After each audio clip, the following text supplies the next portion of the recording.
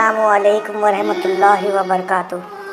हज़रत आप सभी से गुजारिश है कि वीडियो आखिरी तक देखें। अगर वीडियो अच्छी लगती है तो हमारे चैनल को सब्सक्राइब कीजिए, वीडियो को शेयर कीजिएगा और वीडियो को लाइक कीजिएगा। सिर्फ गुजारिश है कि वीडियो को आखिरी तक गौर से देखें।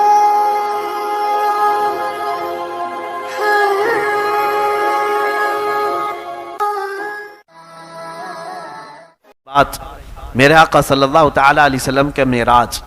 अब यहाँ से सिदरतुल मुंतहा के बाद जो मकामात थे, अल्लाह रब्बुल इज़्ज़त के हुजूर जो मेरे आका गए हैं, अल्लाह अकबर, वो कैफियत को हम बयान नहीं कर सकते।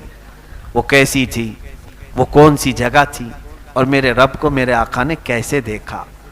हुजूर सल्लल्लाहु अलैहि वसल्लम से पूछा भी साहबा ने, तो हुजूर ने इतना कहा, मैंने मेरे रब को बहुत हसीन शक्ल में देखा है, लेकिन कोई चेहरा ऐसा था या कोई हाथ था, कोई पैर था, मुआज़ल्लाह, अल्लाह के लिए कोई जिस्म साबित नहीं कर सकते। ये भी याद रखें आप, अल्लाह का कोई जिस्म हम साबित नहीं कर सकते, क्योंकि जो तुम्हारे अकल में आ जाए वो खुदा नहीं है। अल्लाह रब्बुल इज़्ज़त को कोई इहाता नहीं कर सकता, वो सबको इहाता किया हुआ। अब यहां से मेरे आका सल्लल्लाहु तआला अलैहि वसल्लम फरमाते हैं, मुझे आवाज आई अपने रब की तरफ से, ए अहमद करीब आओ, ए अहमद करीब आओ, ए अहमद करीब आओ। मेरे आका का आसमानों में अहमद नाम है, ज़मीनों में मोहम्मद नाम। अहमद बुलाया जा रहा था। उसके बाद रब ताला से आप करीब होते गए, करीब होते गए। हुजूर सल्लल्लाहु अलैहि वसल्लम फरमाते हैं, रब्बे जुल जलाल ने अपने दस्ते कुदरत को मेरे सीने पर रखा, जिसकी ठंडक मैंने महसूस की, और मैंने देखा ज़मीन के सारे ख़जाने मेरे सामने खुले हुए थे।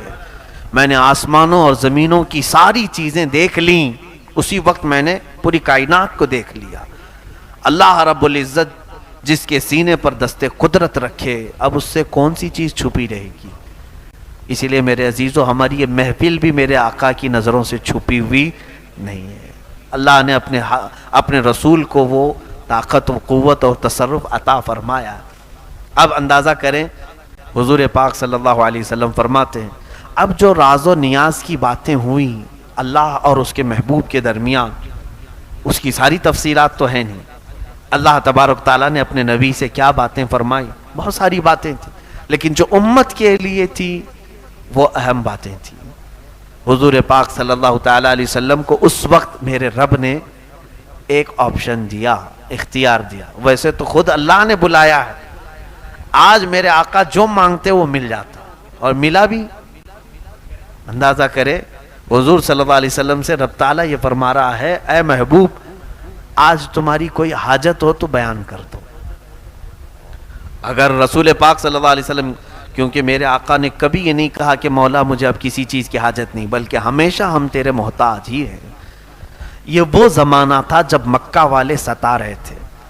ये वो ज़माना था जब मक्का वाले सहाबा को घसीटा करते थे, हुजूर पर सोशल बाइकाट के कानून लगाए थे, बहुत सारी पाबंदियां की थी, परेशान किए हुए थे। मेरे आका सल्लल्लाहु तआला अलैहि वसल्लम अल्लाह ताला से अर्ज़ करते कि मौला ये सारी कुल्फतें आज़ाद हो जाएं, मक्का में बड़ा महल मिल जाए, ऐश से मेरे सारे साथी, मेरे सहाबा ज़िंदगी गुजारे। हुजूर सल्लल्लाहु तआला अलैहि वसल्लम से जब रब ताला ने फरमाया, ए महबूब, आज तुम्हारी कोई हाजत है तो बयान करो। मेरे आका सल्लल्लाहु अलैहि वसल्लम ने फरमाया, मौला एक हाजत है मेरी, एक हाजत है मेरी। तो रब ने फरमाया, कहो मेरे महबूब। मेरे आका ने अर्ज किया, मौला मेरी उम्मत की बख्शिश मेरे हवाले करते, मेरी उम्मत को मेरे हवाले करते। रब्बी हबली उम्मती, जिसका मतलब ही होता है हबली, मुझे दे दे मेरी उम्मत। जो न भूला हम गरीबों को रजा, याद उसकी अपनी आदत कीजिए। जो न भूला हम गरीबों को रजा, याद उसकी अपनी आदत कीजिए। जानते हैं आप, आज उसी शब मेराज के वाक़े को हम नमाजों में अदा करते हैं। अत्तहियात हम पढ़ते हैं, अत्तहियातु लिल्लाहि वस्सलवातु वत्तय्यिबात। इसका मजमुआ पूरा फ़ुक़हा ने फरमाया, जब नबी ऊपर जा रहे थे मेरे रब के हुजूर, तो ये पढ़ते हुए जा रहे थे, अत्तहियातु लिल्लाहि वस्सलवातु वत्तय्यिबात, जिसका मतलब होता है तमाम पाकियाँ अल्लाह तेरे लिए, तमाम सुथराइयाँ तेरे लिए, सारी तारीफ़ें तेरे लिए। جب حضور نے یہ جملہ فرمایا تو رب تعالیٰ نے جواب میں یوں فرمایا السلام علیکہ ایھا النبی ورحمۃ اللہ وبرکاتہ. دیکھیں سلام کون کر رہا ہے؟ میرے نبی کو. اللہ خود فرما رہا ہے اے نبی تم پر سلامتی ہو اور اللہ کی رحمت اور اس کی برکت. حضور کو سلام ملا کس کی طرف سے؟ اللہ کی طرف سے. اور اس کے بعد حضور صلی اللہ علیہ وسلم نے پھر دوبارہ یوں عرض کیا. دیکھیں یہ بھی موقع کیسا ہے. میاں اگر ہمیں کوئی بڑا آدمی سلام کر لے تو ہم کیا سوچیں کہ اب ہماری حیثیت بڑھ گئی, کسی اور کو یاد کریں نہ کریں. مگر حضور پاک صلی اللہ تعالیٰ علیہ وسلم کو جب اللہ نے سلام فرمایا تو حضور آگے بڑھ کر یوں عرض کرتے ہیں والسلام علینا وعلی عباد اللہ الصالحین. مولا صرف مجھ پر نہیں میری امت کے سارے گنہگاروں پر بھی تیرا سلام اور صالحین بندوں پر بھی تیرا سلام ہو. میرے آقا کہاں ہمیں فراموش کیے, کہیں ہمیں بھولے ہیں میرے آقا. رسول کریم صلی اللہ علیہ وسلم نے ہمیں کسی جگہ پر چھوڑ دیا ہے؟ اے میرے عزیزو, اللہ کے حبیب صلی اللہ علیہ وسلم نے جب یہ عرض کیا سارے ملائکہ سن رہے تھے اللہ کا کلام اور نبی کا یہ کلام. حضور نے پہلے کیا کہا اللہ کی تعریف میں؟ التحیات للہ والصلوات والطیبات. تو رب تعالیٰ نے فرمایا السلام علیکہ ایھا النبی ورحمۃ اللہ وبرکاتہ. میرے آقا نے پھر کہا والسلام علینا وعلی عباد اللہ الصالحین. تو یہ دونوں کے کلمے سننے کے بعد فرشتوں نے کہا اشہد ان لا الہ الا اللہ واشہد ان محمدًا عبدہ ورسولہ. ہم گواہی دیتے ہیں کہ اللہ کے سوا کوئی معبود نہیں اور ہم گواہی دیتے ہیں کہ محمد صلی اللہ علیہ وسلم اللہ کے بندے اور اس کے رسول ہیں. یہ اگر کوئی اتحیات کا اتنا ٹکڑا بھی پڑھ لے تو اسے معراج سمجھ میں آ جائے گی. معراج کا سفر اس کے اندر. ہم نمازوں میں اتحیات میں بیٹھے تو یہ منظر تصور میں لے کے آنا چاہیے. یہ منظر تصور میں لے کے آئیں کہ رسول پاک نے یہ جملے ادا کیے تھے, پھر میرے مولا نے اپنے نبی کو سلام کیا تھا, اور اس کے بعد میرے آقا نے ہم غریبوں کو یاد کیا تھا, پھر فرشتوں نے سب شہادت بیان کی تھی, ہم بھی کیوں نہ فرشتوں کی شہادت بیان کریں. میرے عزیزو, رسول پاک صلی اللہ تعالیٰ علیہ وسلم جب وہاں سے چلنے لگے تو رب تبارک و تعالیٰ سے آپ نے ایک سوال کیا مولا مجھے تو نے انعام میں یہاں تک بلایا. دیکھیں کہاں کہاں حضور پاک ہمارا خیال فرماتے ہیں کہ سب یہاں تک آ نہیں سکیں گے, سب تیرے دربار تک یہاں تک نہیں پہنچ سکیں گے. میں جاؤں گا تو میری امت مجھ سے بار بار تیرے بارے میں پوچھے گی, اور وہ پوچھیں گے کہ یا رسول پاک آپ تو پہنچ گئے, ہم کیسے جا سکیں گے. اے اللہ میں اپنی امت کو کیا بتاؤں. توجہ, رب تعالیٰ نے فرمایا اے محبوب میں ایک تحفہ تمہاری امت کو دیتا ہوں, اگر وہ اس پر عمل کرے گی تو ہر سجدے میں انہیں معراج ہوگی. وہ ہے نماز کا تحفہ.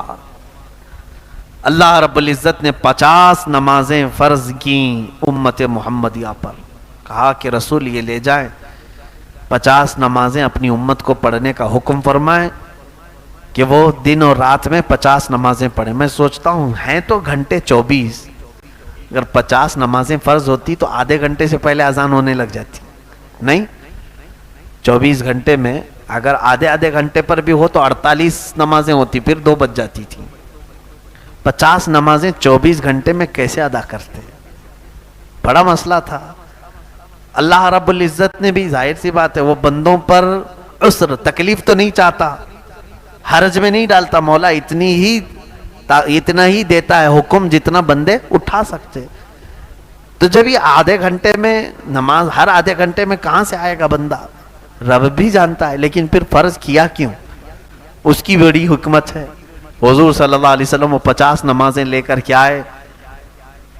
یہ کسی آسمان پر حضرت موسیٰ علیہ السلام سے ملاقات ہوئی. موسیٰ علیہ السلام بھی 6 یا 5ویں آسمان پر حضرت حضور صلی اللہ علیہ وسلم سے ملاقات کی اور پوچھا کہ کیا آپ کی بات ہوئی. حضور نے بتایا, کہا میری امت کو اللہ نے 50 نمازیں عطا کی. موسیٰ علیہ السلام نے کہا اے رسول واپس جائیں اپنے رب سے کہیں کہ کم کر دے, آپ کی امت اتنا نہیں کر پائے گی. کیا کہا حضرت موسیٰ علیہ السلام نے؟ آپ کی امت نہیں کر پائے گی.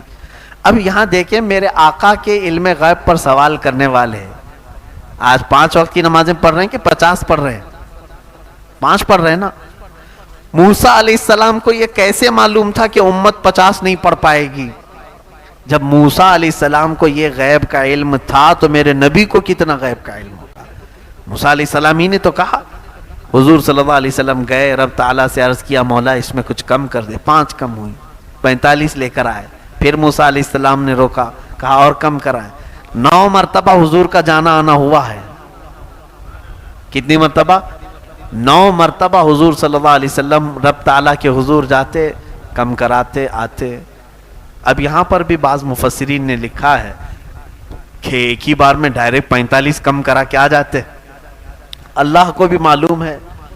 جب حضور صلی اللہ تعالیٰ علیہ وسلم 5 لے کر کے آئے تھے, 45 گھٹ گئی, کتنی بچی؟ 5. تو حضرت موسیٰ علیہ السلام نے پھر کہا اور جائیے کم کرائیے. تب میرے آقا نے کہا اب مجھے شرم آ رہی ہے, اب حیا آتی ہے, اس سے کم کراؤں. لیکن رب تعالیٰ نے یہ فرما دیا اے محبوب آپ کی امت یہ اگر 5 ہی پڑھے تو میں 50 کا ثواب دوں گا, 50 کا پورا ثواب دوں. یہ 5 میں وہ 50 نمازوں کا پورا ثواب ہے جو پہلے ہمیں فرض کی گئی تھی. اب یہاں پر مفسرین فرماتے ہیں ایک ساتھ کم کروا سکتے تھے, جا کر کے سیدھے کہتے 45 کم کر دے, 5 رکھ جائیں گے. موسیٰ علیہ السلام بھی ڈائریکٹ یہ کیوں نہیں کہے اتنی کم کرا کے لے کے آ جائیے ڈائریکٹ؟ تو فرمایا موسیٰ علیہ السلام وہ تجلی جو کوہ طور پر دیکھ نہیں سکے تھے, جو ہلکی سی تجلی دیکھ کر غش کھا کر گر گئے تھے, موسیٰ علیہ السلام وہ رب ذوالجلال کی تجلیاں میرے مصطفیٰ کی آنکھوں میں دیکھ رہے تھے, میرے نبی کی آنکھوں میں دیکھ رہے تھے. آنکھوں میں آنکھیں ڈال کر کے مولا کو دیکھ کر آنے والی آنکھیں کیسی ہیں. تو اس لیے جب میرے آقا حضور صلی اللہ علیہ وسلم رب تعالیٰ کے حضور سے واپس آتے, وہ آنکھوں میں تازہ جمال و جلال میرے رب ذوالجلال کا. موسیٰ علیہ السلام توجہ سے دیکھتے اور پھر کہتے جائیے آپ. حضور صلی اللہ علیہ وسلم کا معاملہ یہ تھا اپنے رب کے حضور جتنی بار جاؤں کم ہی ہے, بار بار ملاقات کروں. اور رب تعالیٰ یہ چاہتا ہے کہ میرا محبوب آئے جائے آئے جائے. حضور صلی اللہ تعالیٰ علیہ وسلم اخیر میں یہ تحفہ لے کر تشریف لائے معراج کے اس سفر میں. میرے عزیزو یہ سفر یوں ہی کمپلیٹ نہیں ہوتا, اتنی حکمتیں بھرا ہوا سفر ہے, کیا کیا اس میں بیان کرے. اللہ کے نبی صلی اللہ تعالیٰ علیہ وسلم جب تشریف لائے تو دوسرے دن اپنی امت کو اعلان فرمایا کہ میں نے رب سے ملاقات کی اور رب تبارک و تعالیٰ نے میری امت کو یہ تحفہ عطا کیا. پھر نمازیں باجماعت ادا کی جانے لگیں. اے میرے عزیزو آج یہ جو نمازیں ہیں یہ اس معراج کا سب سے بڑا پیغام ہے, سب سے بڑا پیغام ہے. اور شب معراج منانے والے رات بھر بیٹھ کر عبادت کرنے کے لیے آج کئی لوگ آ جاتے ہیں, نوافل پڑھتے رہتے ہیں. شب معراج نوافل کا پیغام دینے والی رات نہیں, فرض نمازوں کی پابندی کرانے کا نام شب معراج ہے. اللہ تبارک و تعالیٰ کا یہ ہدیہ ہے, تحفہ ہے امت مصطفیٰ کے لیے. اور وہ آج امت محمدیہ صلی اللہ علیہ وسلم پیٹھ پیچھے پھینک چکی ہے. نمازوں سے اس قدر غفلت ہے, آج ایسا لگتا ہے کہ لوگوں پر ابھی نماز فرض ہوئی ہی نہیں. میرے عزیزو اچانک موت کا اعلان آ جائے گا. قیامت کے دن فرمایا گیا روز محشر کے جاں گداز بوت اولین پرسش کے نماز بوت. وہ قیامت کا دن جو جان پگھلا دینے والا ہوگا, سب سے پہلا سوال تمہاری نمازوں کے بارے میں ہوگا, جس کی جتنی نمازیں ہیں. اور میرے آقا صلی اللہ علیہ وسلم فرماتے ہیں حساب کتاب میں سب سے پہلے تمہارے یہ نہیں پوچھا جائے گا کہ کتنا کھایا, کتنا پیا, کہاں کہاں پیسہ خرچہ کیا, کیسے کمایا, یہ نہیں. سب سے پہلے تمہاری نمازوں کا سوال ہوگا. اور میرے آقا فرماتے ہیں جو نمازوں میں پاس ہو گیا اللہ اس کے دوسرے معاملات میں بھی اسے آسان کر دے گا. اور جو یہاں پھنس گیا ہر چیز میں پھنس جائے گا, وہ لمبی دیر تک محشر کے میدان میں پھنسا رہ جائے گا. ٹینشن مت لینا, وہاں پر تو 50,000 سال کے برابر کا ایک دن ہے. کہیں نہیں جانا ہے تمہیں, کہاں جانا ہے, موت بھی نہیں آنی ہے. ایسا ہے کہ سورج سے جل جل کے مر جائیں گے, نہیں, موت بھی نہیں. موت کو موت آ چکی ہوگی اس دن. حساب پورا تمہاری نمازوں کا لیا جائے گا. عزیزان گرامی وقار, یہ آج معراج کے متعلق جو کچھ بھی میں بیان کیا وہ آغاز باب تھا. میں نے برکت کے لیے آج یہ چیزیں رکھی ہیں. میرے مصطفیٰ کریم صلی اللہ علیہ وسلم کا عظیم سفر ہے اور یہ سفر ہم بیان کرتے رہتے ہیں صرف اس لیے کہ ہمارے نئے بچوں میں میرے آقا کا سفر یہ منتقل ہوتا جائے. بعد میں کوئی ہمارے ان بچوں کے ذہنوں کو خرید کر کے یہ نہ کہے کہ یہ سب من گھڑت کہانیاں تھیں. کوئی ہمارے بچے کو بہکا نہ سکے, دھوکہ نہ دے سکے.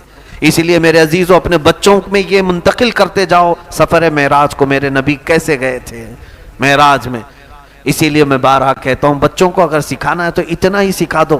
5 حرف والا معراج ہے. کتنے؟ میم عین را الف جیم, 5 ہی حرف والا معراج. بچوں کو رٹا کر کے یاد کرا دو. ان سے اتنا ہی کہو. ہمارے استاد نے ہمیں بتایا تھا بچوں کو یہ کہو معراج کی میم یہ بتاتی ہے کہ محمد کو معراج ہوئی صلی اللہ علیہ وسلم. کس کو معراج ہوئی؟ میم یہ بتاتی ہے کہ محمد کو معراج ہوئی. عین اس کے بعد سیکنڈ حرف کیا آ رہا ہے؟ عین. عین یہ بتاتا ہے کہ عرش پر گئے تھے. اس کے بعد 3rd نمبر پر آ رہا ہے را. را یہ بتاتی ہے کہ رات کو گئے تھے.